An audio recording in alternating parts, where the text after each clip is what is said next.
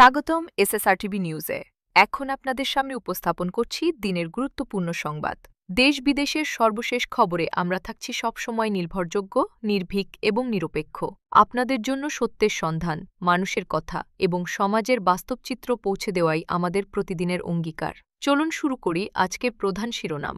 ভারতের পররাষ্ট্র মন্ত্রণালয় আনুষ্ঠানিকভাবে জানিয়েছে যে তারা বাংলাদেশ সরকারের প্রাক্তন প্রধানমন্ত্রী শেখ হাসিনাকে ফেরতের অনুরোধ পর্যালোচনা করছে। পররাষ্ট্র মন্ত্রণালয় জানিয়েছে, এই অনুরোধ বর্তমানে ভারতের আইনি ও বিচারিক প্রক্রিয়ার আওতায় যাচাই করা হচ্ছে।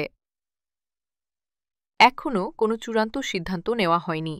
বাংলাদেশ এই অনুরোধ পাঠিয়েছে কারণ ঢাকার আদালত ২০২৫ সালে ছাত্রবিক্ষোভ দমন সংক্রান্ত মামলায় প্রাক্তন প্রধানমন্ত্রী শেখ হাসিনাকে অনুপস্থিতিতে মৃত্যুদণ্ড দিয়েছে।